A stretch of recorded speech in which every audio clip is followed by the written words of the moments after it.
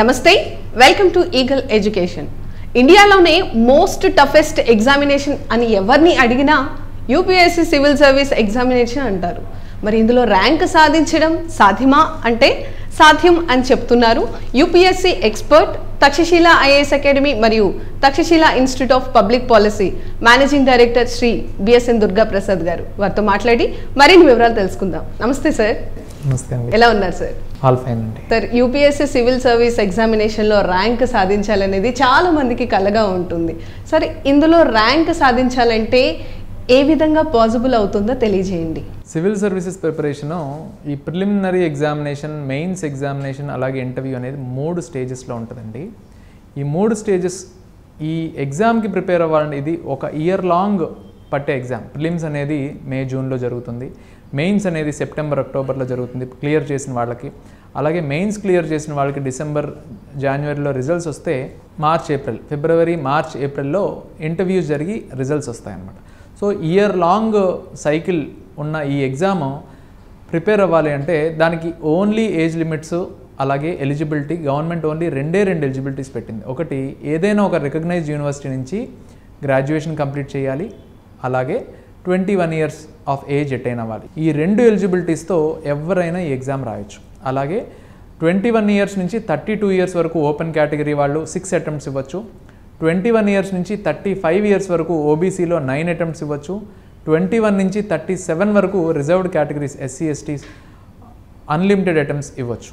So ఈ ప్రాసెస్లో ఇంత మెటికులస్ ఎగ్జాము, ఆల్ ఇండియా లెవెల్లో every year around 10 lakh members apply చేసే ఎగ్జాము ఓన్లీ 1000 పోస్ట్స్ మాత్రమే ఉండేది. ఆ 1000 పోస్ట్స్ కూడా ఓన్లీ ఐఏఎస్లు కాదు, IAS, IPS, IRS, IFS, IAAS, Indian revenue సర్వీసెస్లో ఐటీ అండ్ జిఎస్టీ కావచ్చు, లేదా రైల్వే మేనేజ్మెంట్ సర్వీస్, ఇందులో IRAS, IRPS, personnel service, IRTS, ఈ సర్వీస్, ఇలా గ్రూప్ ఏ, గ్రూప్ బి సర్వీసెస్లో 24 సెక్టర్స్లో ఉన్నది 24 కేటగిరీస్లో ఉన్న 1000 పోస్ట్స్ అనమాట. ఈ 1000 పోస్ట్స్ 24 కేటగిరీస్లో ఉన్నాయి. సో ఆల్మోస్ట్ ఐఏఎస్లు, ఐపీఎస్లు, ఐఆర్ఎస్లు కలిపి అరౌండ్ ఒక 400 to 500 ఉంటాయనుకోండి. సో వీటి గురించే ఆల్ ఇండియా మొత్తం క్రేజ్ చూపించి సంవత్సరాల తరబడి ఎగ్జామ్ కోసం ప్రిపేర్ అవుతుంటారు. సో ఇంత కాంపిటీషన్ ఎగ్జామ్కి డిఫరెంట్ లెవెల్స్ ప్రిపేర్ అవుతూ ఉంటారు. చాలామంది గ్రాడ్యుయేషన్ తర్వాత ఈ ప్రిపరేషన్ మొదలు పెడుతూ ఉంటారు.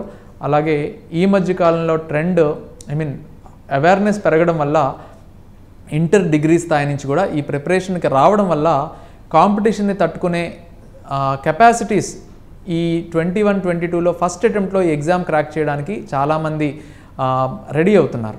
సో ఇంత మెటికులస్ ఎగ్జామ్కి డెఫినెట్లీ ఏ కాంపిటేటివ్ ఎగ్జామ్ అయినా, ఏ స్పోర్ట్ అయినా, దేనికైనా కావాల్సిన బేసిక్ ఎలిజిబిలిటీసే.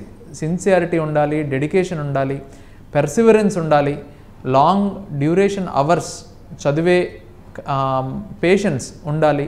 సో ఇవన్నీ చేసుకుంటూ ఎగ్జామ్ యొక్క టెక్నిక్స్ మెల్లమెల్లగా తెలుసుకుంటూ ఈ మనం నేర్చుకున్న సబ్జెక్ట్ని ఎగ్జామ్లో ఆన్సర్లో ఎలాగా ఆర్టికులేట్ చేయాలి అనే ఒక స్కిల్స్ని డెవలప్ చేసుకుంటూ, కరెంట్ అఫైర్స్ని రెగ్యులర్గా ఫాలో అవుతూ, రోజు న్యూస్ పేపర్ చదివి news current affairs and current ఇష్యూస్ని ఫాలో అవుతూ వాటిని మన ట్రెడిషనల్ ఆన్సర్స్లో ఎలాగ లింక్ చేసి రాయాలి అనే ఒక ఎక్స్పర్టీస్ని మెల్లమెల్లగా నేర్చుకుంటూ ఎగ్జామ్కి ప్రిపేర్ అవ్వడం చాలా ఇంపార్టెంట్. Yes sir.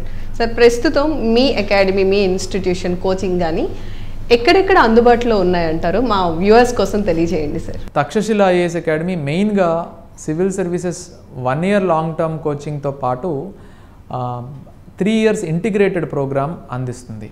సో ఈ ఇంటిగ్రేటెడ్ ప్రోగ్రాంలో వీఆర్ పయనీర్స్ అని చెప్పొచ్చు.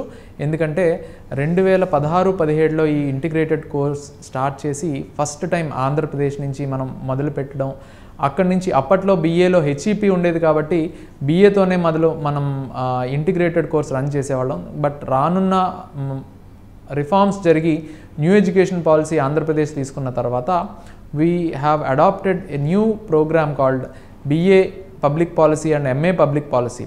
సో ఇక్కడ గ్రాడ్యుయేషన్ చేస్తూ లేదా పీజీ చేస్తూ సివిల్ సర్వీసెస్ ప్రిపేర్ అయ్యే ఒక ప్లాట్ఫామ్స్ ఆల్ ఇండియా లెవెల్లో స్టడీ చేసి దీన్ని డెవలప్ చేయడం జరిగింది. అలాగే యూనివర్సిటీస్, గవర్నమెంట్స్ కూడా మనకి సహకరించి ఈ మోడ్ని ముందుకు తీసుకెళ్లే ప్రోగ్రాంలో గవర్నమెంట్ యొక్క మిషనరీ, అలాగే వేరియస్ యూనివర్సిటీస్ నుంచి మనం వాళ్ళ సజెషన్స్ అండ్ గైడెన్స్ తీసుకొని సివిల్ సర్వీసెస్ ఎర్లీగా ప్రిపరేషన్ స్టార్ట్ చేయాలి అనుకునే వాళ్ళందరికీ కూడా మనం ఈ ఇంటిగ్రేటెడ్ కోచింగ్లో బెస్ట్ ఆపర్చునిటీస్ అలాగే కెరియర్ని ఎటువంటి ఇబ్బంది లేకుండా సివిల్ సర్వీసెస్ ఆర్ అదర్ సెక్టర్స్లో పబ్లిక్ సర్వీస్లోనే ఉంటూ పిల్లలు వాళ్ళ కెరియర్ని ముందుకు తీసుకెళ్లే విధానంలో మనం మంచి మార్గం చూపిస్తున్నాం. ఎస్ సార్ ఇప్పుడు ఓన్ కాలేజ్ పెట్టుకోకుండా మీరు ఎందుకు అదర్ యూనివర్సిటీస్తో కానివ్వండి లేదా అటానమస్ కాలేజెస్తో కానివ్వండి మీరు కొలాబరేషన్ ఎందుకు చేసుకున్నారు? ఒకప్పుడు మేము జనరల్ BA కోర్సెస్తోనే 2017, 18 ఈ టైమ్స్లో ఆల్మోస్ట్ 2022 వరకు కూడా న్యూ ఎడ్యుకేషన్ పాలసీ వచ్చే ముందు వరకు మనం ఈ ప్రోగ్రామ్కి సంబంధించి బయట సెపరేట్ కాలేజీకి సంబంధించే విధానంలోనే మనం నడపడం జరిగింది. కానీ ఈ ప్రాసెస్లో మేము నేర్చుకున్న ఎక్స్పీరియన్సు, పిల్లల యొక్క సైకాలజీ, దాని రిజల్ట్స్ ఇవన్నీ అనాలిసిస్ చేసుకొని పిల్లలకి ఏం మిస్ అవుతున్నాయి, పిల్లలకి 3 ఇయర్స్లో ఎంత కాంక్రీట్గా ఈ స్ట్రక్చర్ని ప్లాన్ చేయాలి అనే విధానంలో గవర్నమెంట్ దగ్గరికి మేము 2017 నుంచి చేస్తున్న ఆ ఎఫర్ట్స్ని గమనించి గవర్నమెంట్స్, యూనివర్సిటీస్ మమ్మల్ని ఇన్వైట్ చేసి ఎలా చేస్తే ఈ ప్రోగ్రామ్ని ముందుకు తీసుకెళ్లొచ్చు అనే డిస్కషన్స్లో భాగంగా we have designed a separate programme for ఈ సివిల్ సర్వీసెస్ ఇంటర్మీడియట్ అయిపోయిన తర్వాత నుంచి ప్రిపేర్ అవ్వాలనుకునే వాళ్ళకి ఈ BA public policy, MA public policy ఇలాంటి ప్రోగ్రామ్స్ అనేది డిజైన్ చేసి ముందుకు తీసుకొచ్చాం. సో ఈ ప్రోగ్రామ్కి సంబంధించి ఇది ఓన్లీ యూనివర్సిటీస్లోనూ అటానమస్ కాలేజెస్లోనే దొరుకుతుంది ఈ కోర్స్. ఎందుకంటే ఒక కొత్త కరికులము స్పెసిఫిక్ గోల్తో వస్తుంది కాబట్టి ఇది ఓన్లీ అటానమస్ బాడీస్ ఉన్న ఆర్గనైజేషన్స్లోనే ఇది పాసిబుల్. సో అక్కడ మనం రన్ చేయాలి కాబట్టి ఇప్పుడు కొత్తగా మనం ఓన్లీ సివిల్ సర్వీసెస్ ప్రిపేర్ అయ్యే వాళ్ళ కోసం ఒక యూనివర్సిటీ పెట్టలేం కదా. కాబట్టి గవర్నమెంట్స్ సపోర్ట్ తీసుకొని యూనివర్సిటీ, ఒక స్టేట్ యూనివర్సిటీలో ఈ ప్రోగ్రామ్ని డిజైన్ చేసి అక్రాస్ ది కంట్రీ వేరియస్ యూనివర్సిటీలో ఈ ప్రోగ్రామ్ ఎక్కడెక్కడి నుంచి అయితే బెటర్ క్రెడెన్షియల్స్ ఉన్నాయో అక్కడక్కడి నుంచి ఆ ఇన్పుట్స్ తీసుకొని ఇక్కడ డిజైన్ చేయడం జరిగింది. సో ఆ ప్రోగ్రామ్ అక్కడే ఉంటుంది కాబట్టి అక్కడ సివిల్ సర్వీసెస్ ఈ ప్రోగ్రామే కాదు, పిల్లలకు కావాల్సిన ఇన్ఫ్రాస్ట్రక్చర్ సపోర్ట్, అలాగే other activities support. Like infrastructure అంటే కేవలం క్లాస్ రూమ్స్ అనే కాదు, లైబ్రరీ కావచ్చు, రీడింగ్ హాల్స్ కావచ్చు, అలాగే మనకి స్పోర్ట్స్, NCC, NSS ఇలాంటి ఫెసిలిటీస్ కావచ్చు.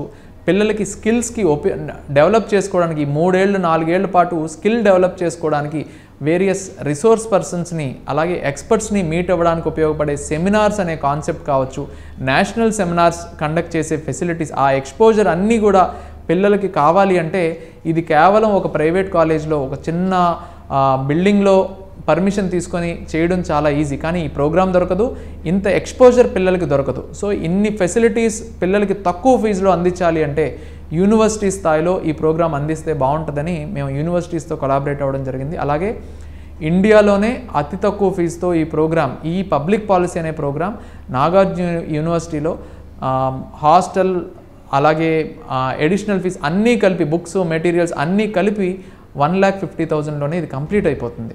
సో ఇంత కాంక్రీట్ ప్రోగ్రాము సెపరేట్గా ఒక కాలేజ్ పెట్టేసి అన్నీ మేమే చెప్తాం అని చెప్పడం అనేది సాధ్యం కాదు. సో పాసిబుల్ కాదు. జనరల్ BA కోర్సెస్తో ఆఫ్టర్ గ్రాడ్యుయేషన్ అన్ని ఆపర్చునిటీస్ ఉండవు. పిల్లలకి ఓన్లీ కోచింగ్ మీద కేవలం కోచింగ్ తీసుకునే మీరు ముందుకెళ్ళిపోండి, ఏదో ఒక కాంపిటేటివ్ ఎగ్జామ్లో వస్తుందని పిల్లలకి ఫాల్స్ ప్రామిసెస్ మనం చేయకూడదు.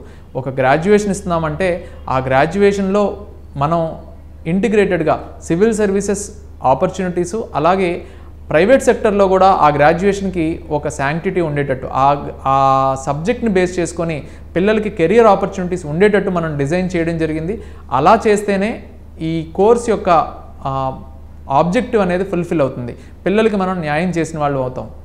అందుకని మేము ఇంటిగ్రేటెడ్ కోర్స్ అనేది అటానమస్ ఇన్స్టిట్యూషన్స్లో అలాగే యూనివర్సిటీస్లో పెట్టడం జరిగింది. But we have limited seats అనమాట. వీ హ్యావ్ ఓన్లీ 60+60 2 బ్యాచెస్ మాత్రమే ఈ BA పబ్లిక్ పాలసీకి అందుబాటులో ఉన్నాయి, 2 తెలుగు రాష్ట్రాల్లో కలిపి. Yes sir.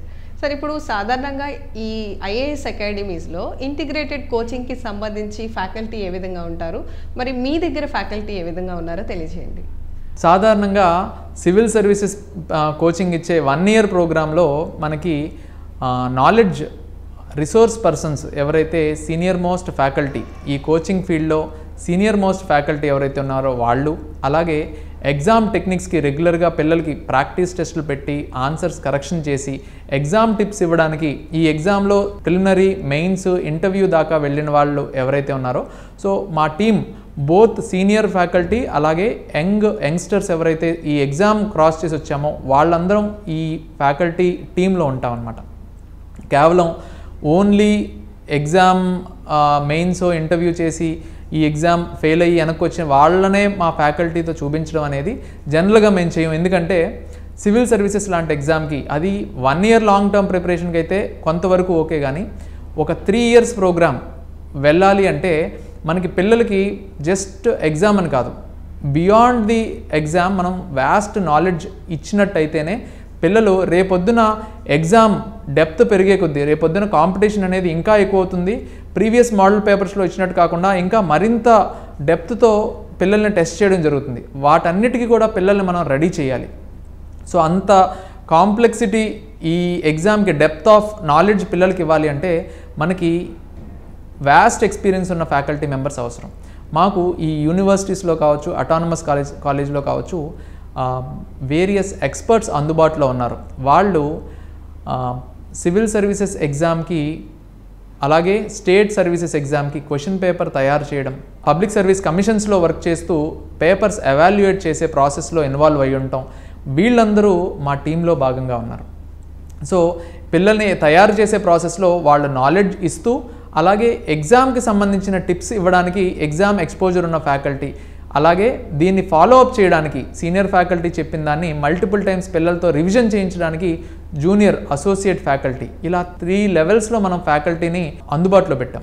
జనరల్ కోచింగ్ సెంటర్స్లో ఇన్ని లేయర్స్ ఉండరు అనమాట. వాళ్ళకు ఉండే ఫ్యాకల్టీ పర్మనెంట్గా క్వాలిఫైడ్ ఫ్యాకల్టీ ఉండరు, ఓన్లీ ఎగ్జామినేషన్ ఎక్స్పీరియన్స్ ఉన్న ఫ్యాకల్టీ. ఎందుకంటే మీకు తెలుసు సివిల్ సర్వీసెస్ ఎగ్జామ్లో ఎవ్రీ ఇయర్ సక్సెస్ అయ్యేది 1000 మందే, ఫెయిల్ అయ్యేది thousands of members. Even interview కూడా ఇంటర్వ్యూకి వచ్చేది 1000 members, ఫెయిల్ అయ్యేది 2000 members. మెయిన్స్ దాకా వెళ్ళే వాళ్ళు 13,000 మంది ఈ మెయిన్స్ ఎగ్జామ్ రాస్తారు. మెయిన్స్ క్లియర్ చేసేది కేవలం 3,000 మందే. సో ఈ మిగతా 10,000 మంది they have to right. So ఇలాంటి ఈ రిసోర్సెస్ మనకి చాలా మార్కెట్లో అందుబాటులో ఉన్నాయి. కేవలం వీటి మీదే డిపెండ్ అయ్యి యూజువల్గా కోచింగ్ సెంటర్స్ నడుస్తూ ఉంటాయి. అది కాకుండా పిల్లలకి మనం ఇంటిగ్రేటెడ్ మీద ఎక్కువ ఫోకస్ ఇస్తున్నాం కాబట్టి Takshashila is doing more research and ఈ ఫీల్డ్లో ఎక్కువ పిల్లలకి ఇన్పుట్స్ ఇస్తుంది కాబట్టి we maintain these kind of 3 layers of faculty. మెయిన్గా సబ్జెక్ట్ ఇవ్వడానికి ఎనార్మస్ వ్యాస్ట్ ఎక్స్పీరియన్స్ ఉన్న సీనియర్ ఫ్యాకల్టీ మెంబర్స్, వీళ్ళలో కొంతమంది సివిల్ సర్వీసెస్ యూపీఎస్సీలో కావచ్చు, అలాగే స్టేట్ పబ్లిక్ సర్వీస్ కమిషన్స్లో కావచ్చు, క్వశ్చన్ పేపర్ సెట్టింగ్ అలాగే కరెక్షన్స్, ఎవాల్యుయేషన్స్లో భాగమై ఉన్న ఎక్స్పీరియన్స్ ఉన్న ఫ్యాకల్టీ. యూజువల్గా ఇది మాకు ఎందుకు అందుబాటులో ఉందంటే మేము యూనివర్సిటీస్ అండ్ అటానమస్ కాలేజ్లో ఉన్నాం కాబట్టి మీకు అందరికీ తెలిసే ఉంటుంది. యూపీఎస్సీ కావచ్చు, స్టేట్ పబ్లిక్ సర్వీస్ కమిషన్స్ కావచ్చు, స్టేట్లో కంట్రీలో ఉన్న యూనివర్సిటీస్ నుంచి, బెస్ట్ కాలేజెస్ నుంచి ఎక్స్పర్ట్స్ ఎవరైతే ఉన్నారో క్వాలిఫైడ్ ఫ్యాకల్టీనే యూపీఎస్సీ పిలుచుకొని ఈ ప్రాసెస్లో వాళ్ళని ఇన్వాల్వ్ చేస్తుంది. అలాంటి ఎక్స్పర్ట్స్ని మేము ఇన్వాల్వ్ చేయగలుగుతున్నాం. అదే ఇది నార్మల్ ప్రైవేట్ కాలేజ్లో ఉండేటట్టు లేకపోతే నార్మల్ జనరల్ కోచింగ్ సెంటర్ అయితే ఈ లేయర్స్ని మనం మెయింటైన్ చేయలేం. So it is an opportunity to the team Takshashila, అలాగే స్టూడెంట్ కమ్యూనిటీకి ఇది చాలా హెల్ప్ అవుతుంది. So I would like to submit ఈ ఫ్యాకల్టీ అనేది అందరూ గుర్తుపెట్టుకోవాల్సింది. మీరు ఢిల్లీ, వాజీరామ్ అండ్ రవి ఇలాంటి టాప్ మోస్ట్ ఇన్స్టిట్యూట్స్ చూసుకుంటే అక్కడ మీకు టీచ్ చేసేది ఢిల్లీ యూనివర్సిటీ నుంచి వచ్చే ఫ్యాకల్టీ చాలామంది అక్కడ టీచ్ చేస్తారు. సో జేఎన్యూ నుంచి కానీ ఢిల్లీ నుంచి కానీ అక్కడ ఎక్స్పర్ట్స్ ఎవరైతే ఉన్నారో వాళ్ళే టీచ్ చేస్తారు.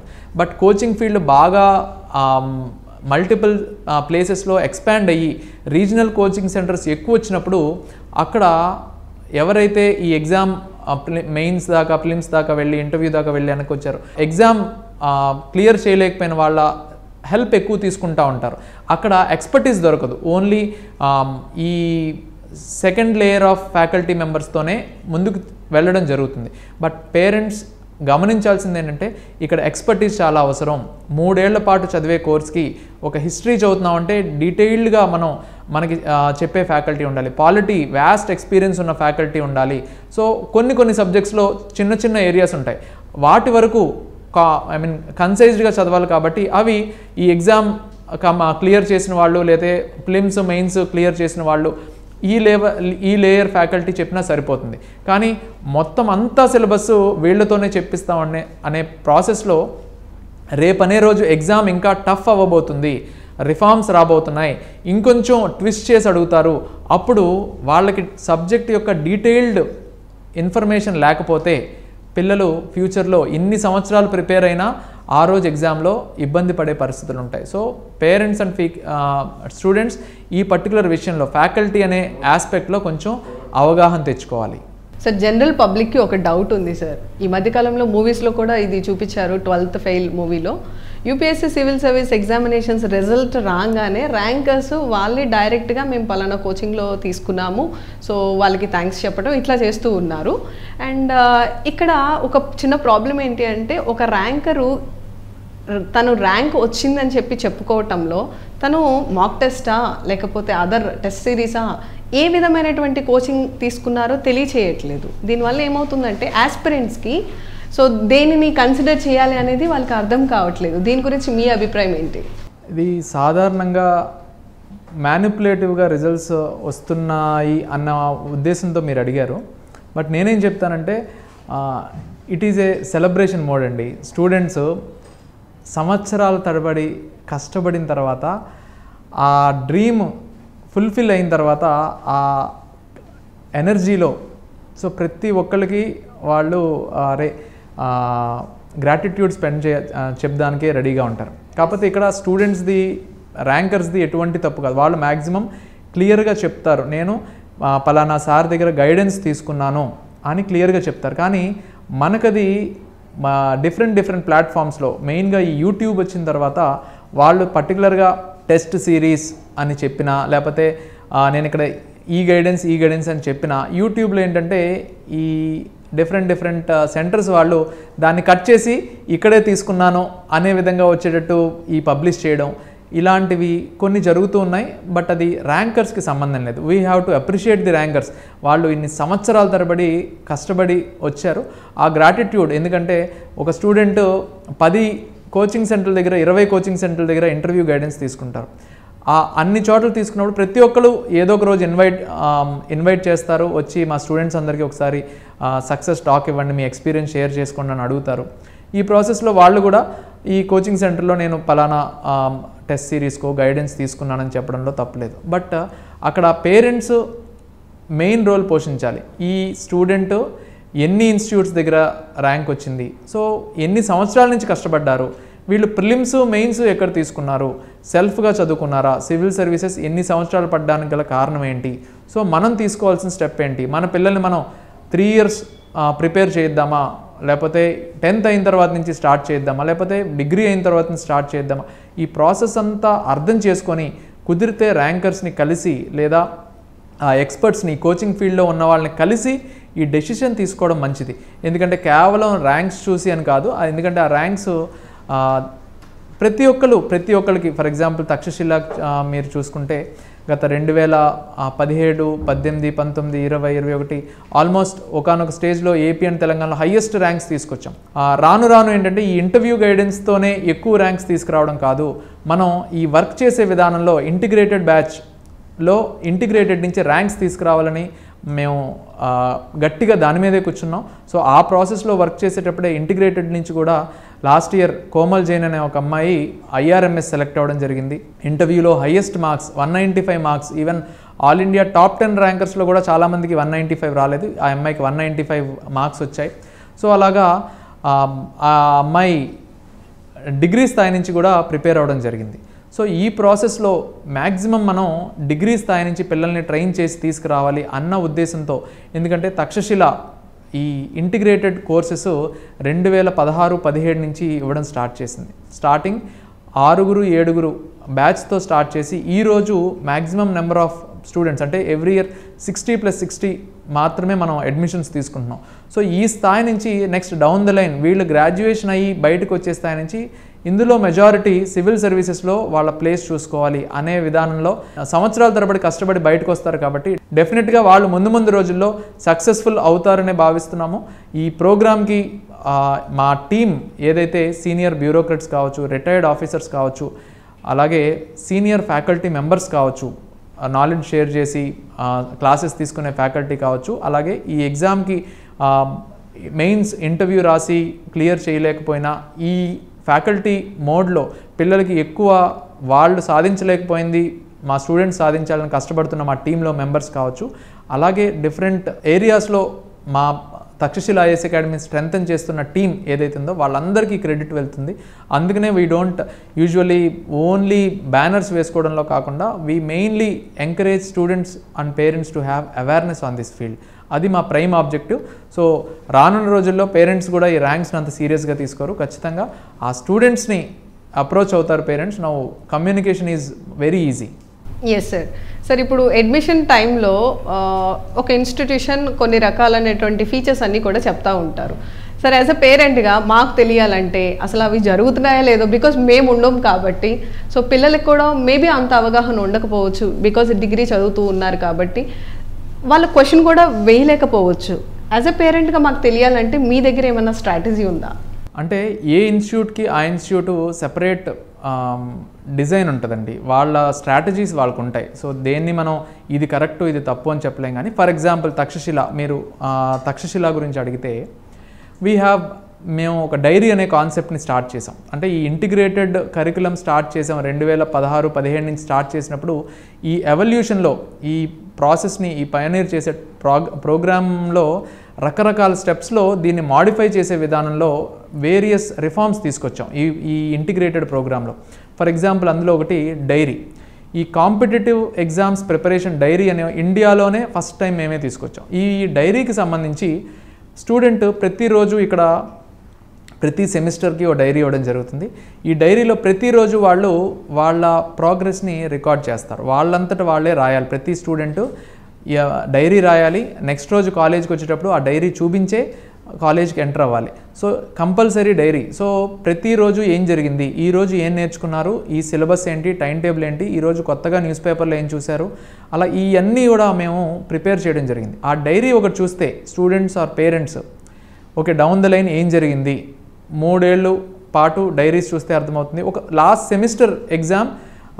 సెమిస్టర్ మొత్తం అంతా ఏం జరిగింది, ప్రాపర్గా కరికులం జరిగిందా, క్లాసెస్ ఎక్కడైనా గ్యాప్స్ వచ్చాయా లేదా, ఎగ్జామ్స్ ఎప్పుడు జరిగాయి, ఇవన్నీ కూడా ఆ డైరీలో రికార్డ్ అయి ఉంటాయి. సో స్టూడెంట్స్ అండ్ పేరెంట్స్ ఇలాంటి సిస్టమ్స్ని అందరూ అడాప్ట్ చేసుకుంటే అన్ని కోచింగ్ సెంటర్స్కి ఇది ఈజీ అవుతుంది. బట్ మాకు మేము రెగ్యులర్గా అడాప్ట్ చేస్తూ ఉంటాము. కొంతమంది ఇంత చేసినా కూడా కొంతమంది ఈజీ టేకింగ్ రాస్తుంటారు. బట్ మేము దీన్ని లాస్ట్ ఇయర్ నుంచి కంపల్సరీ చేసి డైరీ రాస్తేనే మీరు నెక్స్ట్ డే క్లాస్కి అలౌడు అని స్ట్రిక్ట్గా పెట్టడం వల్ల ఈ ట్రాక్ అనేది మనకు ఉపయోగపడుతుందని వాళ్ళు కూడా రియలైజ్ అయ్యి దీన్ని అడాప్ట్ చేసుకొని ఫాలో అవుతున్నారు. ఇన్ కేసు ఎవరైనా అబ్సెంట్ అయినా ఈ డైరీ వేరే వాళ్ళ దగ్గర కూడా ఉంటుంది కాబట్టి వాళ్ళు మిస్ అయిన సిలబస్ని మళ్ళీ గెట్ చేసే అవకాశం ఉందంటారు. ఎగ్జాక్ట్లీ, స్టూడెంట్సే కాదు, ఎందుకంటే లాస్ట్ 3 months ఏం చేసాం, లాస్ట్ 6 months ఏం చేసాం, నా డే స్టైల్ ఎలా ఉంది, డేలో నాకు ఎన్ని అవర్స్ ఎడ్యుకేషన్కి ఉపయోగపడింది, ఎంత నేను రిలాక్సేషన్లో ఉన్నాను, ఎంత రివిజన్కి వాడుకున్నాను, ఇవన్నీ అక్కడ రికార్డ్ చేసుకోవచ్చు. సో ఈ రికార్డింగ్ అనేది మనకి లాస్ట్ 3 months 4 months 5 months అందుబాటులో ఉండటం వల్ల పేరెంట్స్కి కావచ్చు, ఇటు ఫ్యాకల్టీకి కావచ్చు, ఆ స్టూడెంట్ని అర్థం చేసుకోవడానికి ఒక డివైస్ మనకు అందుబాటులో ఉంటుంది. సో దాన్ని చూస్తే, దాన్ని అనాలిసిస్ చేస్తే పిల్లలు ఎలా డెవలప్ అవ్వాలి, పిల్లలు వీడు ముందుకు వెళ్ళాలి అంటే ఏం ఇంప్రూవ్ చేసుకోవాలి, ఎక్కడ వీడు ల్యాగ్ అవుతున్నాడు అనేది అర్థం చేసుకోవడం చాలా ఈజీ. ఇవన్నీ కాకుండా కేవలం 3 ఏళ్ళు అయిపోయింది, మేము కోచింగ్ బాగా ఇచ్చేసాము, మొత్తం అన్నీ చెప్పేసాము, మా పిల్లోడే సరిగ్గా ఫాలో చేయలేదు అని బ్లేమ్స్ పిల్లల మీద వేయడం కరెక్ట్ కాదు. మనం ఆపర్చునిటీస్, సిస్టమ్స్ కరెక్ట్గా ఎస్టాబ్లిష్ చేసి ఆ సిస్టమ్స్ని పిల్లలు ఫాలో అయ్యేటట్టుగా చేస్తే ఎవ్వరు సింగిల్ ఎంటిటీని చూసి పిల్లలు ఇబ్బంది పడాల్సిన పని ఉండదు. సిస్టమ్స్ కరెక్ట్గా ఉంటే ప్రతిరోజు డైరీ రాయాలి, టైం టేబుల్ కరెక్ట్గా ఫాలో అవ్వాలి, రివిజన్ ఏం చేసుకుంటున్నామో అనే దాని మీద రికార్డ్ చేసుకోవాలి, ఎన్సీఆర్టీస్ నోట్స్ కంప్లీట్ చేసామా, రోజు క్లాస్ జరిగిందని నోట్స్ మనం ప్రిపేర్ చేసుకున్నామా, వీకెండ్ ఎగ్జామ్కి ప్రిపేర్ అయ్యామా, ఇలా షార్ట్ టర్మ్స్ గోల్స్ పెట్టుకుంటూ వీక్ ఆన్ వీక్ మనం డెవలప్ అవుతూ లాంగ్ టర్మ్ గోల్స్ని ఫుల్ఫిల్ చేసుకోవడానికి అవకాశం ఉంటుంది. ఈ డైరీ సిస్టమ్ ఏదో చాలా బాగుంది సార్. మెయిన్గా టైం మేనేజ్మెంట్ కూడా వాళ్ళకి తెలుస్తుంది, వాళ్ళ డేని ఏ విధంగా వాళ్ళ షెడ్యూల్ ప్లాన్ చేసుకుంటున్నారు అనేది. యూపీఎస్సీ సివిల్ సర్వీస్ ఎగ్జామినేషన్లో ర్యాంక్ సాధించడం అనేది ఇప్పుడు చాలా ఈజీ అని చెప్పి చాలా చక్కగా మనకి అవేర్నెస్ కల్పించారు దుర్గాప్రసాద్ గారు. పేరెంట్స్ తరపున, స్టూడెంట్స్ తరపున మేము అడిగిన క్వశ్చన్స్కి చక్కటి గైడెన్స్ ఇచ్చారు. Thank you sir. Thank you. Like and subscribe Eagle Media Works.